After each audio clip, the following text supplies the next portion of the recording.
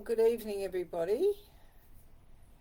Just as we wait for people to settle in, I would like to pay my respects to the Gayamagal people, the traditional owners of and custodians of the land upon which we work at South Pacific Private. We pay our respects to elders past, present and future, and to all Aboriginal and Torres Strait Islander people.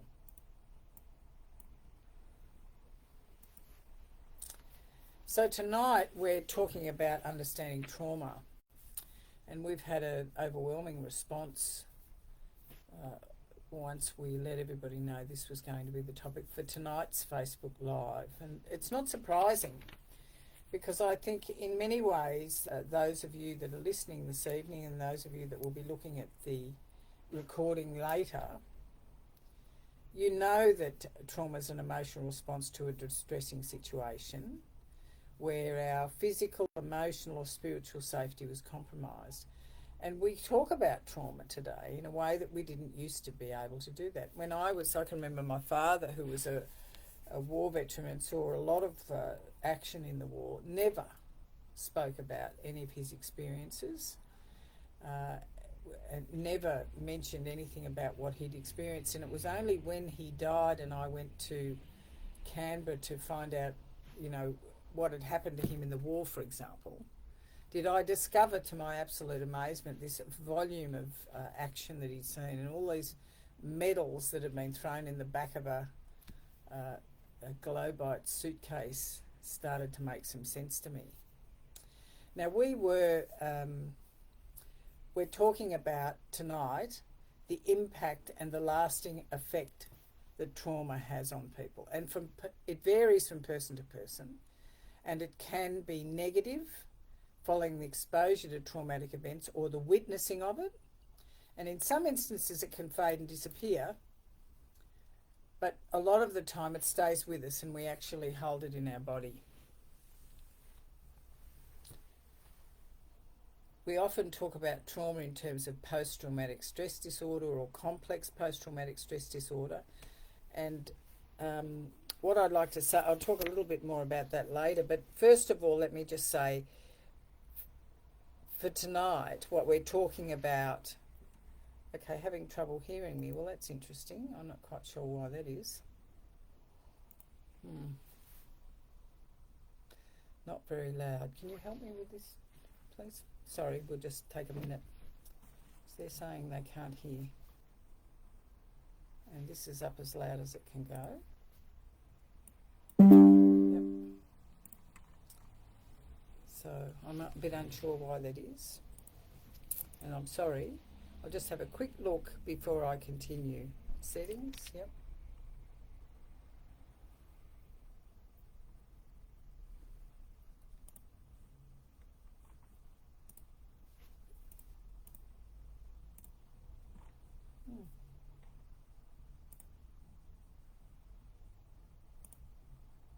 And then these people can hear fine. Okay, so perhaps if you're not hearing, maybe you could check the settings on your computer, because I've got them up as high as I can get them.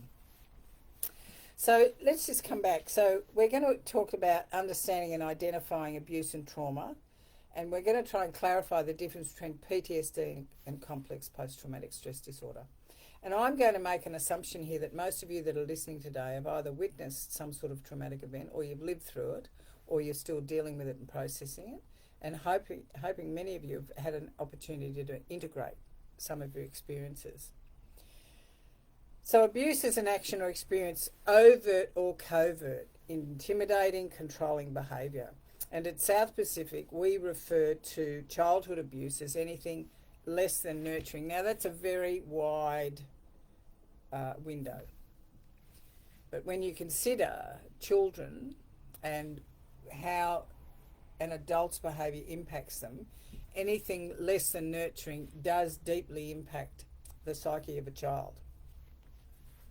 Trauma is an emotional response to a distressing situation or event when our physical, emotional and spiritual safety was compromised or perceived to be at risk.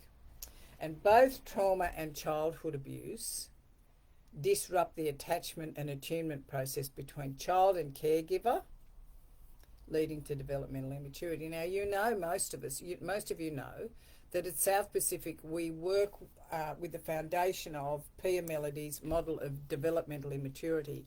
And it was throughout her life. She was actually sober and in recovery for 26 years and hit a wall in her recovery and didn't know why. She'd suddenly, was doing everything she was asked to do in her program, her 12-step program. She was actually, sponsoring people. She was sponsored. She was working steps. She was doing all that, attending meetings. And she was the nursing unit manager at the Meadows in Phoenix, Arizona, which still exists, of course, and many of you know that. And she hit a wall and discovered that she didn't really want to go on.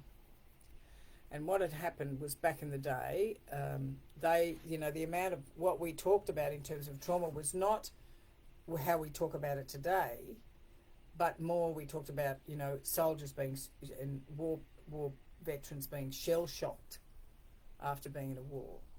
But we weren't necessarily talking about how childhood events and childhood trauma impacted us as adults and in our adult lives. So the abuse or trauma can either be overt, so that the abuse is out in the open and explicit, physical or verbal abuse, and it's easier to name and identify. You know when someone's abusing if they're screaming at you or they're trying to hit you. I had somebody come and see me this week who'd had an interaction with a family member, and it was very unexpected, and somebody was raging at him, and this man's a very functional human being, and he was quite impacted by the rage that was coming towards him. Now, I'd venture to suggest that that's probably going to dovetail into something from his history, but we're not there yet. The covert, of course, is the more unseen, if you will. It's manipulative, it's underhanded control, it's hidden, subtle. Emotional neglect is a classic example. And this is very difficult to pinpoint or see. It often leads to the person being confused or in a state of confusion and the feeling of being gaslit. So the two categories of abuse and neglect fall into the abandoned, neglected child. So it occurs with the loss of one or both parents, physically or emotionally. If a parent withholds affection, very cruel for a child, or withholds nurturing, and if a child's basic dependency needs are not met, and there's 9 of them: food, clothing, shelter, emotional nurturing, physical nurturing, education, medical attention, dental attention, and spiritual direction. It's 9 of them. And if we don't, as children, receive those, we are in the category of the abandoned and neglected child. As a result of the abandonment or neglect, the child is disempowered. They feel totally powerless. And any trauma or abuse that robs people of their sense of self and inherent value then limits their ability to self-protect. So they can't protect themselves. And when we're talking about the model of developmental immaturity, we're talking about that's being where self-esteem falls into place. And we go into that, we need to be of value in the family system. If we're of value because we stand upright and breathe in and out, we then will learn healthy self-esteem. If we're not of value, we don't learn healthy self-esteem, our sense of our own worth and our own preciousness, then we will flip to sitting in less than, which is what we're talking about here, the disempowered child, or better than. Now, better than is the enmeshed child. This is very subtle for many people. And certainly the people I work with now will often say to me, "Oh no, Mum did everything for me." I think, "Oh no." Or they say those classic words, "Mum's my best friend." I think, "Oh, please." I start getting very nervous. So the enmeshment for a child is when there's inappropriate closeness of family members, or a child is raised to meet the needs of a parent. That is the good, perfect child, so that the parent feels good about themselves. Now, in a family system, the parent is supposed to energetically give to the child. But in a system where the child is being enmeshed by the parent, the energy is going from the child to the parent. And in that, the child loses themselves, and they often lose their childhood too. But they don't realise it until very much later in life. So as a result of enmeshment, child is falsely empowered, and that's when we swing into the better than. So this is where a parent assigns a child roles in the system for which the parent should be responsible, or teaches children that they're superior to others and they're falsely empowered. I often give the example of children who sit in better than, or adults who sit in better than, often were raised in family systems where the child observed the parents, and what they observed was that the parent behaved in a way where they taught the child that the way you get on in life is you prevail over others. So you don't meet anyone as they are, you come over the top. So you do power over, you don't do power with. It's a very interesting place, and it's a very difficult for a lot of people to see this until they get older and start to realise that it's now showing up in their existing relationships.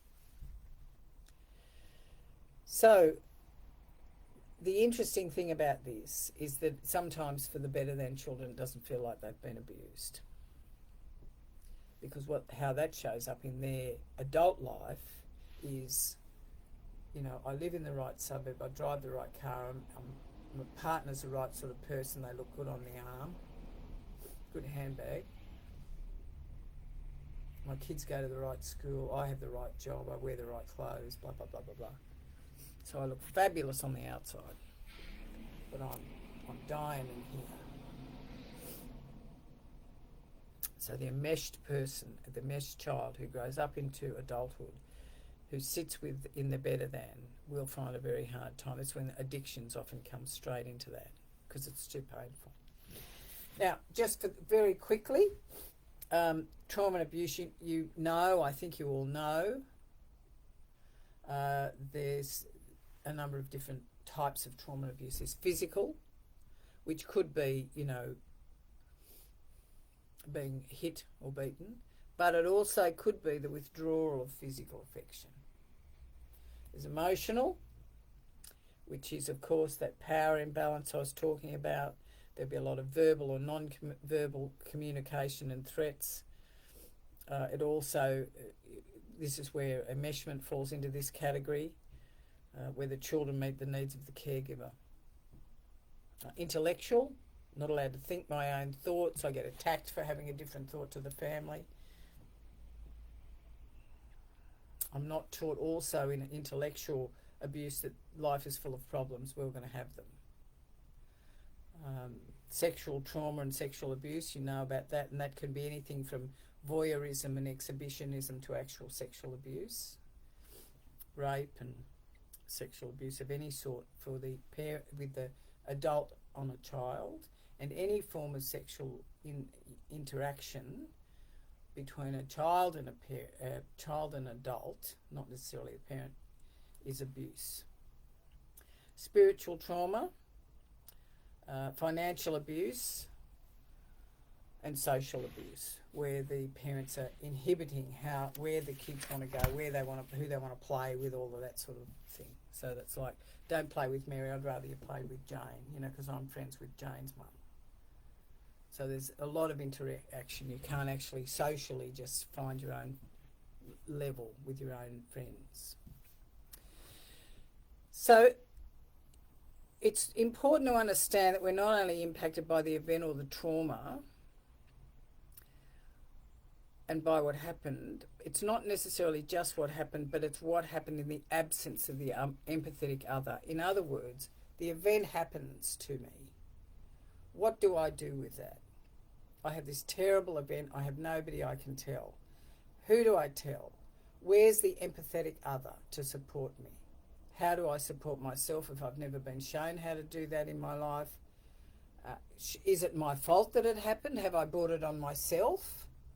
Should I be blamed for this abuse somebody's done to me? Have I opened myself? Do you know, an interesting thing, often people who've had sexual abuse as children will say to me, it's like, Diane, it's like I was walking along with a sign on my head that said, abuse me, abuse me.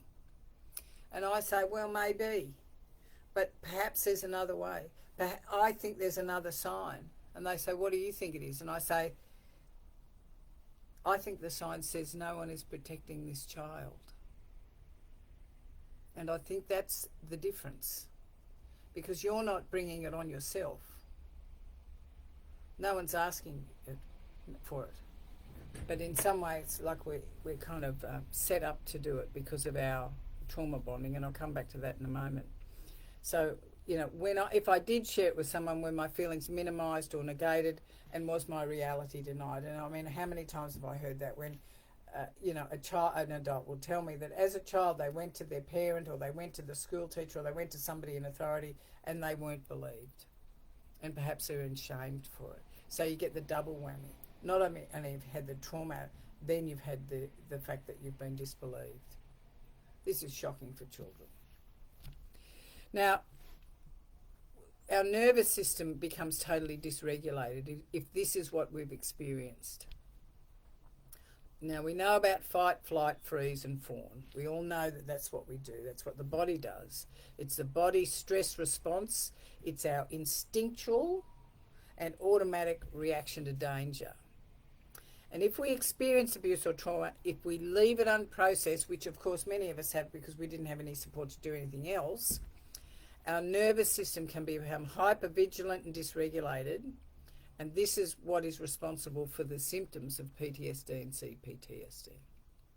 So, for example, fight, of course, you know what this is like. It's aggressive, it usually comes out as rage, and we usually become reckless.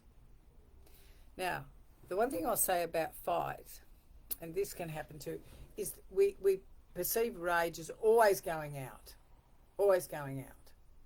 But in fact, what some people will do is the fight will become internalised. So we'll internalise the rage. That's the first one. Flight, of course, it's like, let's get out of here. Avoidance, you'll have often experience a racing heart, and you'll often be in quite a bit of denial. Freeze, which is that everything shuts down. We go into a disassociative state. So we're actually here, we're having a conversation, but we've moved over there somewhere. We become immobilised. We can't get out of our own way or anybody else's. And we abandon ourselves. Now that's freeze. So that's the extreme. And we also now have fawn, which is the people pleasing. We approval seeking and an inability to say no. So when we're not supported as children to resolve our childhood experiences, the 5 core symptoms are impacted, and they are, as you know from the model, self-esteem, boundary issues, reality issues. We don't sit in reality of being authentic and real. Dependency issues. We have difficulty meeting our needs and our wants. I always say to people, the reason we have difficulty meeting our needs and wants is most of the time we get what we want. You know, we're very good at that. But we don't get what we need, and that's primarily because we don't know what it is. What do we need? And if I said to you what we need, and many of you heard me speak before, and I used to say this to a woman in Al-Anon, said to me 1,000,000 years ago, tell me about your self-care, Diane. I said, I'm really good with the needs. She was an older lady, and older than me. There you go. And she said, I said, it's all good. Look, I get my hair done, my nails done, I get a massage, and, you know. She said to me, oh, Diane, that's not self-care. I said, what is it? What do you mean, Beryl? What do you mean? She said, that's self-maintenance. Self-care is, am I getting enough rest? Do I eat properly? Am I having enough fun in my life? Do I do my work? You know, I mean, it's really everything about how to take care of myself, right? And the dependency needs, the needs and wants are very interesting. And the last one is moderation and containment. So I have difficulty moderating my behaviour and my feelings. So what we learn as children is what shows up in our history, from our history into our adult life. So we have a lot of things that show up as when there's trauma on brain development. And they are things like we have an inability to be calm, we have difficulty regulating our emotions, we can split off or space out, that's dissociative responses, depression, anxiety, of course, suicidal ideation, relational issues, and chemical and process addictions. Now, I want to just say a little bit before I finish up on trauma bonds. So trauma bonds, repeating patterns that we have, relationship patterns, are mirrored in our neurological and psychological cycle. And we refer to them as trauma bonds. So in a much simpler way of explaining it, what we do is we gravitate to familiar dynamics and feelings, regardless of the pain or outcome. And it's actually our body's attempt to try and heal. It makes no sense, I know, but this is what we do. So if as a child you experienced caregivers who denied you reality, didn't give you healthy boundaries, didn't help you regulate emotions, you will actually be gravitated to people in relationships who do the same thing. And this is the part that usually, if we've gotten through our earlier life and we've made a bit of a life, get to adulthood, maybe even gone through addiction, got into recovery, and this happens a lot for people, and suddenly woken up and thought, hang on a second, I'm not living the way I thought I'd be living at this point in my life. And it's generally because of unresolved childhood trauma. So trauma bonds, for example, include things like this: obsessing about people who've hurt you and have caused you hurt but are now gone. Seeking people who you know will cause you some level of pain, but convincing yourself it's not going to happen this time. Going overboard to help people who have treated you in a destructive way. Attempting to be liked by exploitative people. Trusting unreliable people. Inability to retreat from unhealthy relationships. So you see how we get drawn like a moth to a flame. And we keep secrets from people who have been hurtful to us, so we protect them. And we want to be understood by those who do not care and have no capacity to understand us. Do you know, one of the things I always think about my mother when she was alive was I wanted her to apologise to me for the way she was as a parent to me. And I kind of waited, for her to do that. And she had no capacity to see that anything she had done was wrong. She was a chronic alcoholic throughout my entire life. And I can remember the day that I learned, and it was from Pia Melody. She said, if I'm waiting for you to apologise to me so that I can walk into freedom, then what I'm doing is I handcuff myself to you. And my being able to walk into freedom and have recovery depends on you unlocking the handcuff. Now, if you don't believe you've done anything untoward to me, I have given up all my power and I have handcuffed myself to you. And it's the most debilitating and disempowering position I put myself in my life. So the biggest consequence of childhood trauma is that the story that children make up about themselves. And I've often heard me say this before, that we try and make sense of the experience and we can't. And if we're not provided with age-appropriate information, we attempt to fill the gaps in. And what we do as children is we actually believe that we have done it to ourselves. So if a child is constantly criticised and screamed at, the child does not stop loving the parent, they stop loving themselves. It's like, I have made my father so angry he's screaming at me. I have made my mother so angry she hasn't spoken to me for a week. It's my fault. And our core belief then becomes, I'm unlovable, I don't matter, I don't count. And these core beliefs sit down here somewhere. And we do everything to defend against ever feeling them. And that will be all of the aspects. We can intellectualise, we can withdraw, we can attack, we can overwork, we can get into addictions, all sorts of things. But the point is that it ultimately comes back to the experience we had as a child, not to blame the parent, because let's presume, I would say that I could count on one hand, would that be fair? Yeah, one hand, the amount of people I've worked with whose parents actually meant to hurt them. Majority of parents did not know how to do it any differently. It was from their intergeneration, their parenting, their grandparents to the parents to you.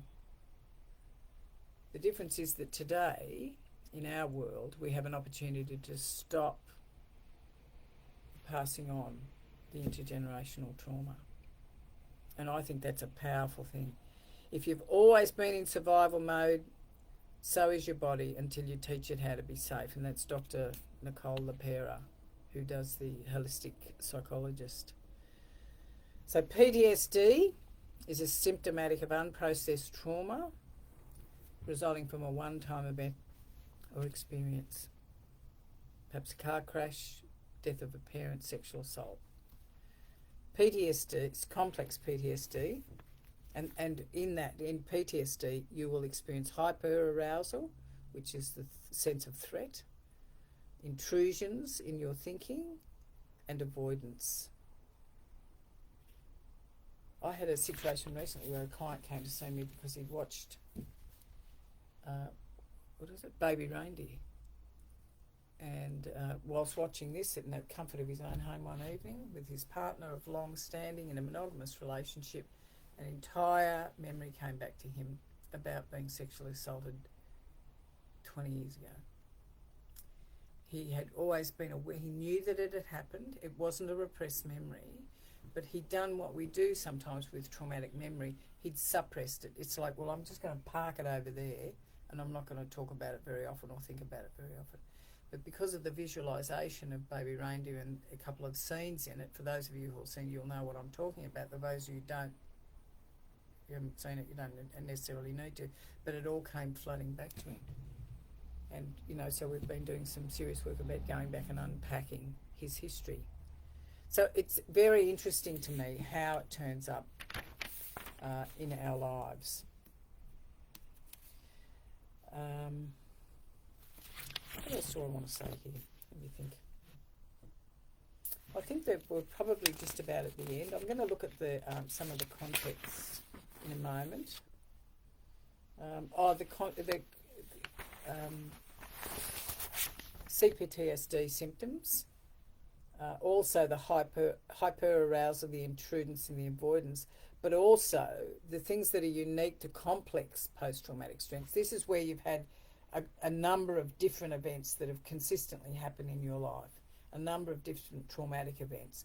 And they will include, in addition to those first three, emotional dysregulation, negative self-concept, that is you can't think anything other than you're worthless and defeated, and extreme feelings of shame and guilt, and disturbance in relationship. Now, often it's disturbance in relationship that brings people into treatment. They finally settled, they're in a loving relationship, maybe they've got kids, maybe they're thinking about having kids, but what they start to realise is it starts coming back up, and the intimate relationship's not going as well as we think it should be or as it used to, and we realise that it's got an impact from what happened to us in our history. So developmental trauma forges neural pathways. We can heal. It affects all aspects of the mind, body, spirit, and it requires a holistic recovery program. Psychotherapy, psychiatry, somatic experiencing therapies, meditation, nutrition, breathwork. It requires a holistic view to recover from it. And I'd love to say to recover, it'll get sorted with one process. It generally doesn't. But there is hope, and I certainly stand as somebody who isn't particularly shackled by her history anymore. Mind you, I've been working for a long time on it. But I stand very clearly in the recovery field from addiction, from childhood trauma, and I didn't miss much, I can tell you. So I hope tonight's been a little bit helpful. I just want to have a quick look now, if you don't mind. If so, Linky, you're there. That's great. Thank you. I don't know if I'm seeing all of you, but let's see. Lena, mine's okay. Good. Not very loud, so okay. Can hear you. Great. Thank you. Relationship of trauma and grief. Well, yes, Patricia, you're absolutely right about that. So much of what we deal with in childhood in terms of our trauma is the loss of what we A, could have had, or B, what we didn't get. And then, of course, as you well know, Patricia, because you work in this field, very at the coalface of the field, that when someone grows up into adulthood and they've managed to do defense mechanisms, they've got it all sorted, but then they'll suffer an extreme loss in their life, or just a loss, mum, dad, friendship, partner, and suddenly they're catapulted back to all of that grief that was unresolved in the past. So not only are they grieving the loss today of this person, then they're actually bringing all of it in. And so I think you're absolutely right about the relationship between trauma and grief is interlinked. And often people who experience the ignition, if you will, of their trauma from grief think it's all about the grief, and what they realise is they have to grieve a little and get a bit calmer before they can go back and do the deep dive about their trauma. Yeah, thank you, Patricia. That's very interesting. I struggle, Carly, you struggle even to begin to talk about it. I totally understand that, and I would support you to just find someone who's gentle and kind, and you just let little bits. It's like the little bit of the air out of the balloon, you know? You don't have to tell the whole story, just little bits. Yes, if I don't deal with it, it comes out sideways. That's absolutely right, David, doesn't it always? And always comes out sideways in a way that's not particularly attractive. Addictions aside and emotional IQ levels, how does one understand there has been trauma from childhood? Well, if you've had any sort of abuse of any type that I mentioned, physical, emotional, financial, sexual, spiritual, social, that's abuse. Anything from South Pacific's perspective, but then we'd say anything less than nurturing.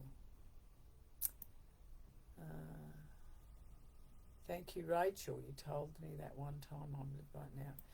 Carly. So anxious will become attracted to avoidant, etc. Yes, that's very true. The anxious does become attracted to the avoidant. Although I was in the Meadows one time and somebody asked Pia Melody a question. They said, can two avoidants have a relationship? She said, oh, yes, in that, lovely American accent, the Texan American accent. She said one lives in New York and the other one lives in Texas. And I thought that was quite right. I think we spend a lot of time being separate if we're both avoidant. Is adult trauma discussed here or focusing on childhood? Well, Holly, adult trauma in and of itself, PTSD, I would suggest. I've mentioned a little bit about that. I am of the belief, not always, but it's a rare person that I've come across that hasn't had a significant adult trauma that hasn't had some link to something that's happened in the past. It's not always massive, but there is a link there. I mean, I know people that go through life and had none. Now, think about that.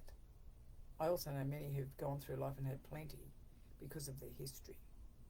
So adult trauma, I mean, certainly now at South Pacific we offer EMDR for people who have experienced who come in with just adult trauma, who don't believe they have childhood trauma. And I think EMDR is an exceptionally good way of dealing with adult trauma and working through it. I do it myself.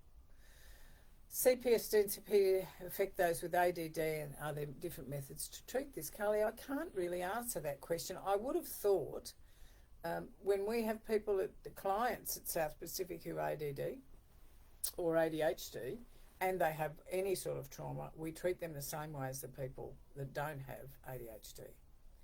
We actually give them time to do more homework and things like that. We give them more support, but we don't actually, to my knowledge, we don't treat them any differently. We take into awareness the struggles they have or the struggles that their ADHD put places on them. Right, what's this one? Let's have a look. Witnessed my father peering through the bathroom door of a stepsister. I would have been about 5. She would have been 14. I only told someone about this when I was 1 to 2 children. I was in measuring. Yeah. Often, Amanda, when we disclose something that's happened in the past, there's a pushback. So when we're going to disclose things that are traumatic, from the family system point of view, we need a lot of support to do that. And I'm sorry that happened to you. Rachel, we do it well. The answer to I'm afraid what trauma my children will unpack later about their childhood, how do we get this right? You know, I'm of the belief that if we get into recovery ourselves, in whatever form that looks like, whether it's from substance abuse or mood disorder or just, PTSD and complex PTSD, we will give our children permission to not have to pick up the cycle ourselves. And I think that's what I've seen time and time again. Thank you, Amanda. Thank you, Patricia. Oh, Celia, I've become stuck after recognising my... Sorry, so stuck I'm offline care. Any suggestions? Well, I'm sorry to hear that you're stuck. I would always suggest therapy, you know that, and I would always suggest some support. Day programs at South Pacific, like-minded people. Are we connecting with other people who are in the recovery road? It can be very lonely and we can be very stuck for a long time if we're not. I actually also, just looking at Patricia's next comment, the Adult Children of Alcoholics and Dysfunctional Family 12-step program is an ideal place to go. And more recently I've been running a group of men who are running through some work to do with their adult children of alcoholic and dysfunctional family history. And what they're finding is it's really bringing up a lot of things from their past. I think we need to be in a 12-step program where we get constant support for this, because as I said earlier, one process or one changes process or one 3-week isn't going to fix it all.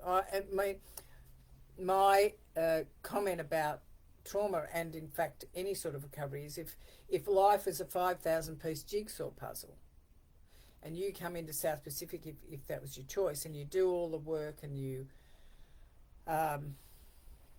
do the lectures, you do your timeline, you maybe do changes if that's appropriate, you might put 2,500 pieces back together, but you'll spend the rest of your life doing the next 2,500. So it's like this is a long haul. And I'm not saying when I say that it has to be a drudge. What I'm saying is that we have to be consistent. So thank you, Patricia, for reminding of that.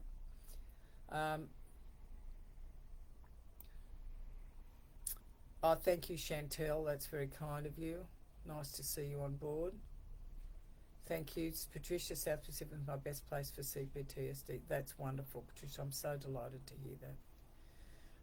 Solace, I remember you did your changeling therapy. Yeah, that's really lovely, and I'm really grateful for everybody for your comments. I do believe that if you have had childhood trauma, or even if you've had adult trauma, please reach out and get help for it. Please do not live with the view that you have to, put on your big girl pants or your big boy pants and push your way through. I have seen literally hundreds, if not thousands, of people go through South Pacific and get freedom from this and start to work with other people, with communities, with therapists who are trauma informed, who know what they're doing. And you and I both know that everyone has a story. You have a story and I have a story. And I don't want our stories to keep us shackled to the past. What I want them to be is perhaps springboards into the future where we can walk into freedom and we're not challenged consistently or held back consistently by the trauma of our past. Deepak Chopra says, I experience true freedom when I accept, understand and move on from the conditioning of the past. And that's a simple comment. And we all know, for those of us that have suffered childhood trauma, that it requires quite a lot of work and effort. But we can do it together. and we can have some joy while we're doing it. And that's the great hope that I want to leave you with tonight. Hope is a beautiful acronym for hearing other people's experience, and sometimes that's what we need to do. So if South Pacific can be of any help to you, please reach out. Intake women are extraordinarily talented women and are there to assist you if you need help. So I think that'll bring us to the end of tonight, and I want to thank you for staying with us. Thank you very much, and bye-bye from me and South Pacific.